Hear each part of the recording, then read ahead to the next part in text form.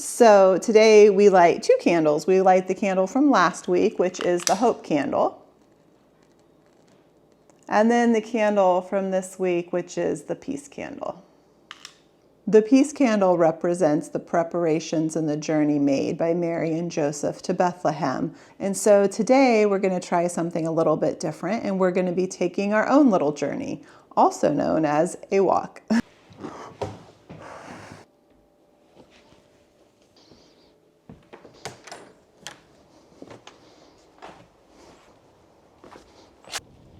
It's actually funny that this week we're talking about peace, and peace is getting harder and harder to find in my neighborhood. I hope you can't hear all that construction noise back there. There used to be this long road like this all the way up, and now it has houses built all up and down it, and now this is the last stretch and it's coming. Anyways, walking is one of my secret weapons, actually. It is one of the secret weapons that helped me stay sane and deal with the stress of the years that I was a caretaker to my two daughters. And this is actually going to be their first Christmas together in heaven this year, which that thought makes me happy. Of course, the thought of them not being here with me this year makes me sad. So it's kind of a mixed bag. So this is our second Christmas without Anna and our first Christmas without Clara. So it's our first Christmas without the both of them, and as a family of three. So that's kind of a different thing for us. So if you're new here, up until now, I was actually in the middle of telling that story, Clara and Anna's story, our family story, about the nearly decade-long battle we had with their rare undiagnosed disease and all that our family went through regarding that. So that's what I was in the middle of doing when, lo and behold, all of a sudden the Christmas season was upon us. And I decided that I didn't really, making those videos was, pretty difficult, is pretty difficult. And then Christmas also is going to be difficult without them. So I thought, like, a double whammy, like that doesn't really seem like the kindest thing to do to myself, the best thing. So I decided no double whammies at Christmas time. And so I was like, well, I'm in the middle of this. Like, what am I going to do for December? So, and I'm going to finish telling their story as soon as the Christmas season is over. And I really only have a few more episodes to wrap that up before I get into some new ideas that I'm really excited about that I'll share with you later. So anyways, for December, I decided that I wanted to do this daily Advent blog, which sounds amazing, right? I thought it was a great idea. So all keyed up to do it. And so last week I busted my britches and I got something out 6 days in a row. But it was intense, and it kind of defeated the purpose of having this slow Advent.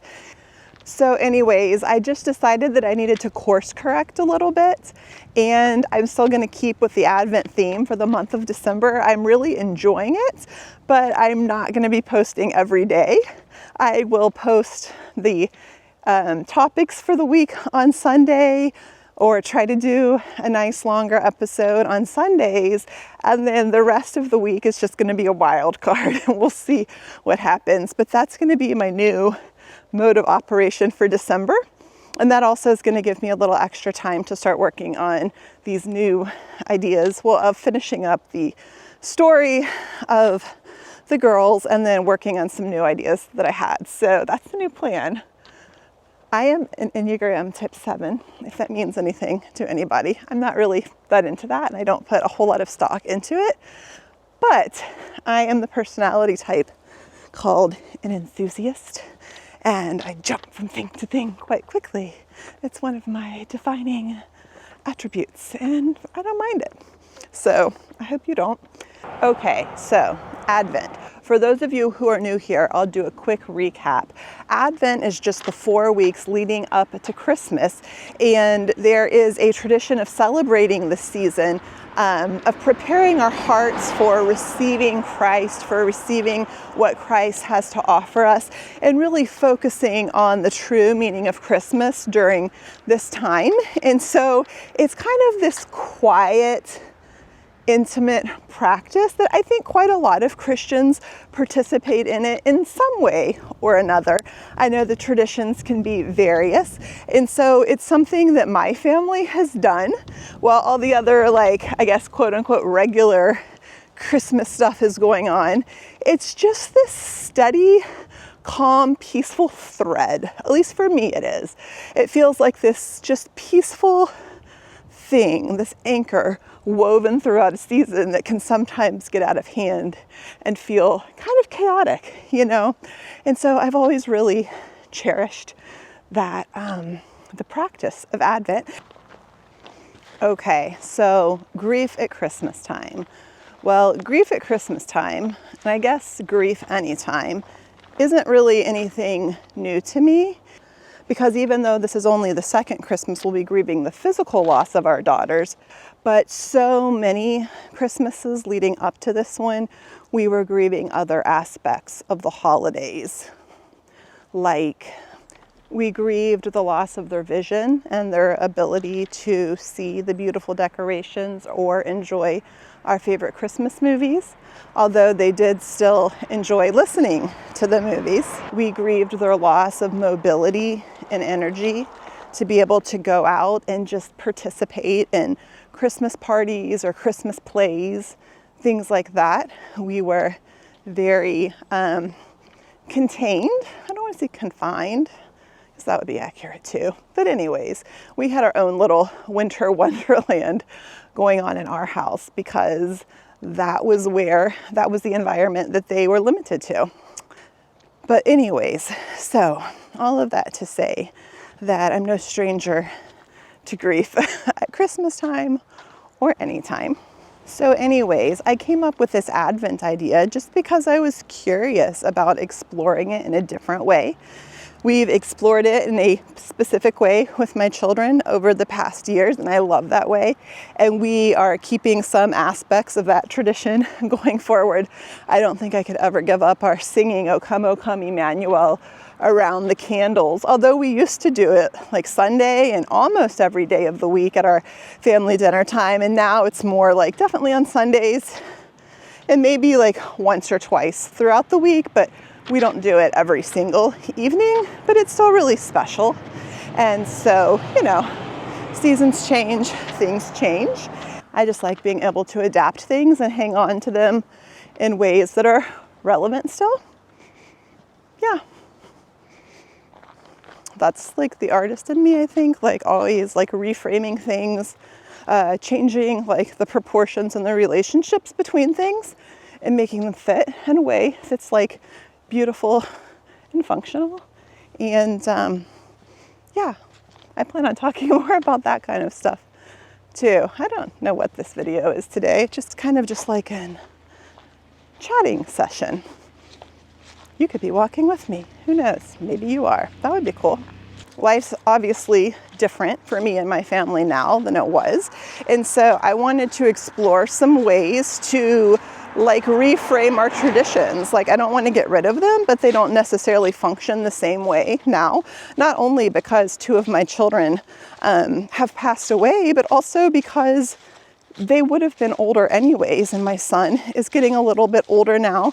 And it's just a different season of life. So even if the girls hadn't passed away, like eventually the tradition would need to be like reframed a little bit. And so my whole life needs reframed now, basically. And yeah, we're going to be working on it.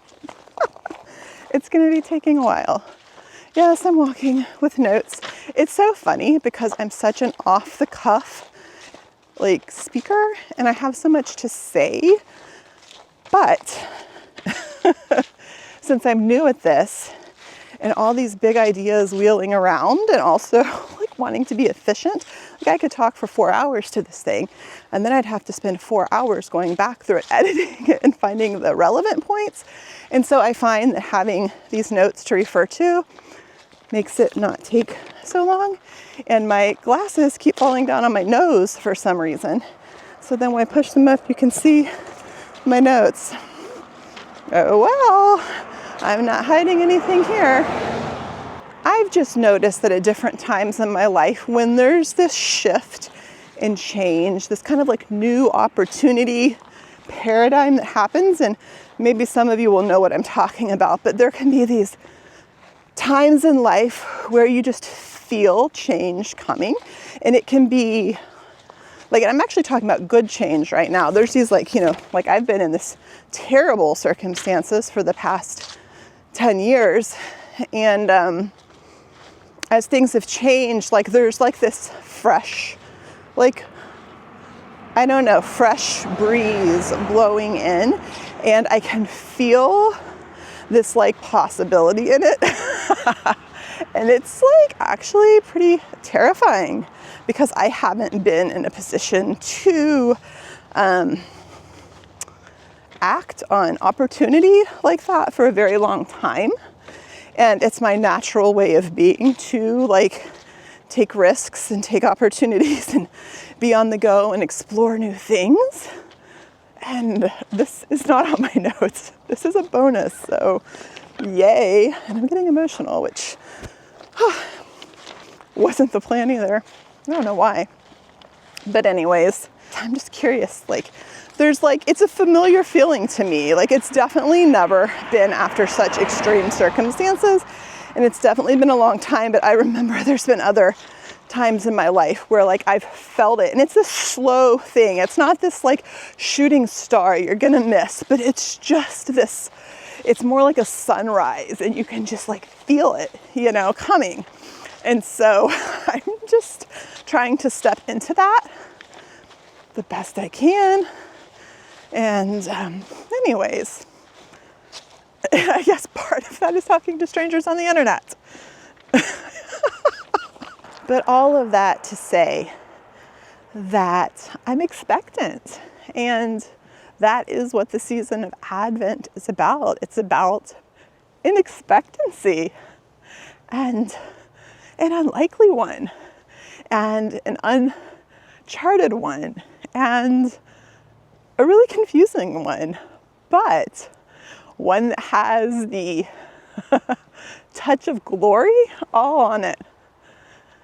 And that's the kind of thing that I'm expecting. I mean, who knows? Maybe Jesus himself will come back any instant, which would be awesome.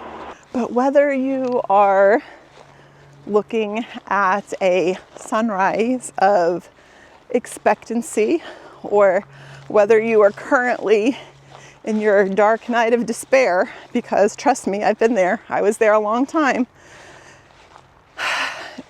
I've learned that in any of these places, we have this ability to create mindsets and opportunities for ourselves to experience who Jesus is more fully and to get to know him better. And every time I do that, my perspective gets bigger. And every time my perspective gets bigger, my peace increases. And so it's this really interesting interwoven experience. And I know some of you are going to know what I'm talking about. For those of you that were with me last week, I know we had some tender moments and talked about some questions that were really hard questions to answer. And so I hope it was a blessing to you. I hope it created at least a little tiny bit more space for you in this season to breathe. And so that's what we're going to focus on this week, is just breathing, walking, like just physically de-stressing. I wanted us to take more time this week just to breathe And hopefully you can get outside for a walk if you don't usually do that. Or if you do, maybe you can turn your thoughts towards peace and what it means to experience peace even in the midst of circumstances that aren't ideal. Anyways, that's what I'm going to be focusing on this week. Okay, these glasses will not stay put. I guess they're too big for my face. I love to walk, and I typically do a lot of it. I usually try to walk every day for at least an hour. But the past couple months since I started doing the YouTube thing, I have been scrambling and using like every free minute I have on figuring out all this video stuff. It's been quite the learning curve, and I'm totally enjoying it. I'm really enjoying learning something new and doing this, and it's a creative process that I haven't tried before. Like, I'm very familiar with like processes, I guess, and learning new creative things, but I've never done one that's like technological before. Like, sure, we can like melt some fish glue and like melt it with some and mix it with some raw pigments and put it on some gesso and paint tempera paint like they did in the 1400s. But like, technology, yeah, that's a like totally different kind of process. And so hey, welcome to the 21st century, Lori. You finally got here. I have been glued to my computer editing and writing and just really missing being outside and moving my body. And I feel like that's such a good way to establish peace in our physical bodies. It's the Lord who establishes peace in our hearts, but He gives us all of these great tools we can use. And I think walking is just so underrated. I mean, in addition to all of the physical benefits it can give you, there are so many like emotional benefits. It can give you better sleep. I am so flabbergasted by the amount of traffic on this road right now. Like, Sunday afternoon, like, I would think it'd be nice and calm and peaceful, and it is booming. It doesn't go with my theme, peace. What was I saying before that truck interrupted me? Oh yeah, the benefits of walking. So yeah, walking can help you sleep better, lower your stress levels, make you less prone to depression. So we all know walking's good for you, but it's like really, really good for you. Boost your mood. My big thing with it too is it's proven to be like such an effective cortisol reducer. You guys probably all know that cortisol is our stress hormone. So when you're under chronic stress, if you are in a tight place, if you are a caretaker, or you have been sick chronically for a long time, or one of your loved ones has, or you just have a really stressful job or some other stressor in your life, chronic stress just raises your cortisol levels so high. And walking is one of the things that can help get control of those again.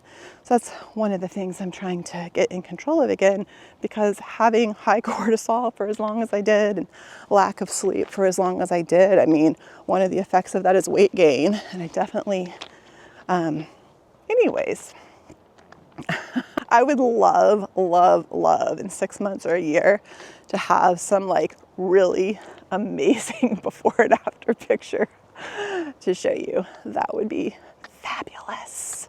I'm not lying. I would love that. Okay, we were on a journey to Bethlehem though, so let's get back to that journey. The story about the journey to Bethlehem is a story about an inconvenient journey that was scary and confusing. But Mary and Joseph prepared anyways.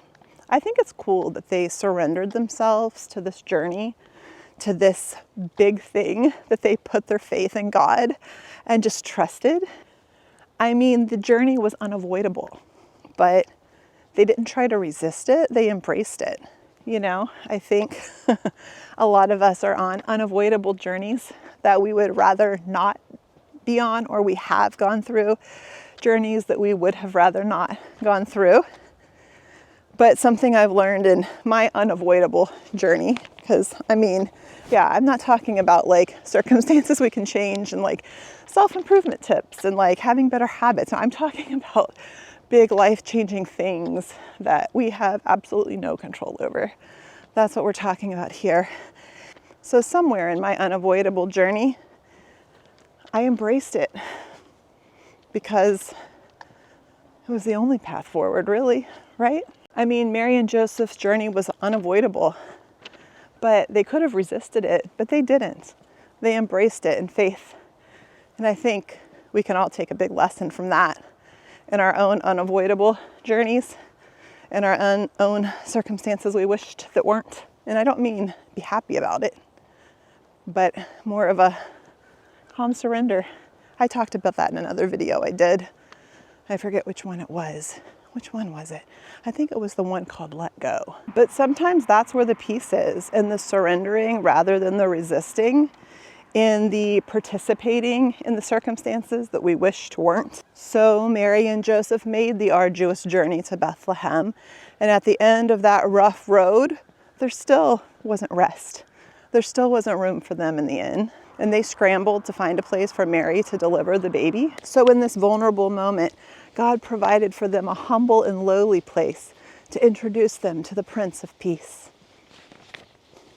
And at that same moment, angels appeared to shepherds in the field, saying, "Glory to God in the highest, and on earth peace and goodwill towards men." So thinking about this journey got me thinking about my journey with my own family. And I found some similarities there, actually. Forced to flee, to take a long journey when we rather would not have, not knowing when or where the end would be. Being scared and inconvenienced, and we found ourselves in a humble and lowly place.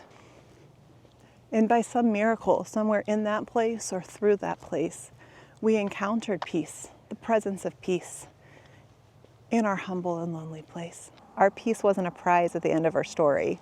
It wasn't the result of things being fixed or resolved. That wasn't the end of either of these stories. In fact, in both of these stories, things got a lot harder, not easier. But peace entered the world that night, and that presence of peace has been a constant and available presence to us ever since that night when the angels first announced the birth of Christ to the shepherds. It wasn't a circumstantial peace, and everything's better, so I feel better now peace. It was a heavenly peace, a supernatural peace. And I'm with you now, and I'm not leaving until it's all better peace. So maybe you're there on a long, hard journey with no end in sight, a journey that has taken much, and you're in a humble and lowly place. Maybe you have no peace, like the prophet Jeremiah expresses in Lamentations 3:17. My soul is bereft of peace. I have forgotten what happiness is. Yeah, I've been there. Honestly, I'm still a little bit wary of happiness. It seems a bit trivial, a bit much after all I've been through. But I do experience joy, which is another thing altogether than happiness. And another topic for another day, I suppose. It's a peace that doesn't make sense to our rational minds. But it's a peace that's with us anyways. That's why Paul called it the peace that surpasses understanding, all understanding. Philippians 4:7 says, "And the peace of God, which surpasses all understanding, will guard your hearts and your minds in Christ Jesus." Sounds pretty good. Okay, I think that's enough for today. I'm kind of disappointed because the light's way better now than when I was filming earlier. Did you enjoy the walk? I did. I will not be singing O Come Emmanuel for you this week, but I will be showing you some clips of my family celebrating Advent with our special little song. They're really sweet little clips, so I hope you enjoy them. Here they are. Rejoice, Emmanuel, thou come to be our Israel.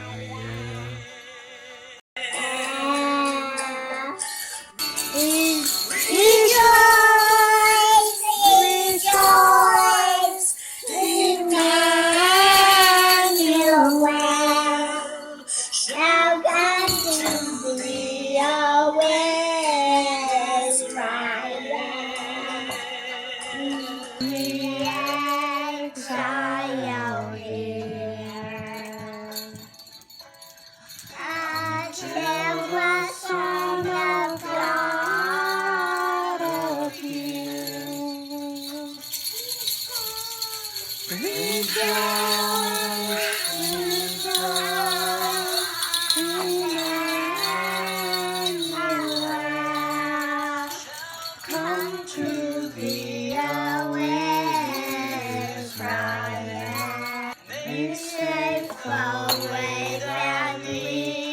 to thee, and close the path to misery. Rejoice, rejoice, Emmanuel, come to thee, O Israel. Do you celebrate Advent? Do you have any special traditions that you do with your family for it? Okay, I'm going to close with this benediction. It's 2 Thessalonians 3:16.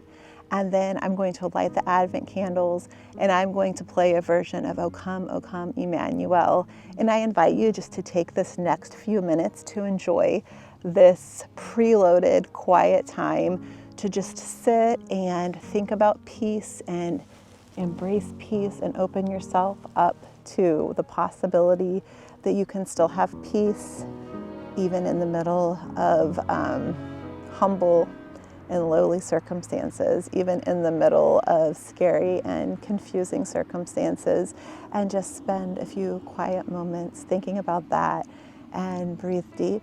And I love you, and I'll see you soon. Now may the Lord of peace himself give you peace at all times in every way. Peace be with you all.